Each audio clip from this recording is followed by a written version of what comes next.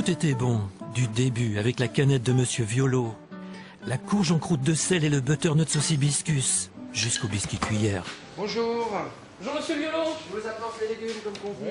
Surprise, le chef n'a que 26 ans. Il avoue une prédilection pour une cuisine du terroir et de saison pour tenir le prix. Il fait la part belle aux producteurs locaux. Fabrice parlait tout à l'heure de son credo qui est de mettre en valeur les saveurs de ces différents produits. C'est tout à fait le prolongement du choix que nous avons fait de pratiquer une agriculture biologique qui justement préserve les saveurs, les goûts, que ce soit au niveau des légumes, que ce soit au niveau des volailles. Aujourd'hui, Qu'est-ce que vous avez donc de la butternut, une musquée et puis la petite Jack Little, là, elle est sympathique. C'est super ça. Orange.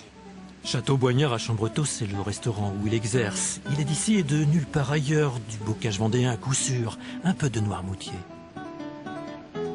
Mais ce que je veux, c'est le produit en avant. Là, le fait de mettre du sel sur notre petite Little Jack, qu'est-ce que ça va faire? Ça va concentrer. Voilà, concentrer, avoir du goût, parce que c'est ce qu'on recherche. Et là, la butternut. Butternut, butter, beurre, nut, noisette. Alors, pour ceux qui veulent comprendre, vous avez un produit super savoureux. C'est-à-dire que du beurre, de la noisette dans votre assiette, nous, on va faire simplement une petite purée. Et puis, on va rajouter un petit trait de jus d'orange dedans pour acidifier et donner un petit côté, un petit peps. Fabrice Bittot fait un produit simple mais goûteux, en cuisinier amoureux. On va pas les brusquer. Petite cuisson, une petite huile d'olive, un petit morceau de beurre légèrement salé. Et puis voilà, tout doux.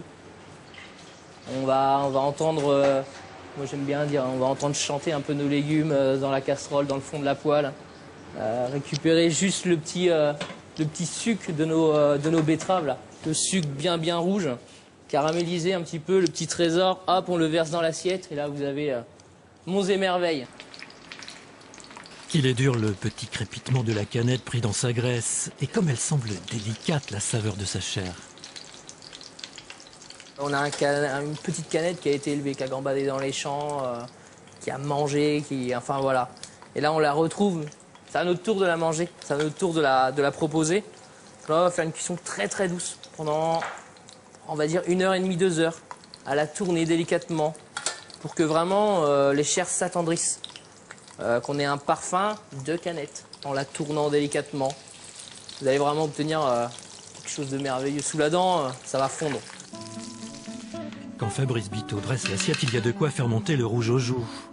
Les narines se mettent en alerte et l'eau vient à la bouche. En dessert, il nous concoctera un biscuit cuillère à base de yaourt.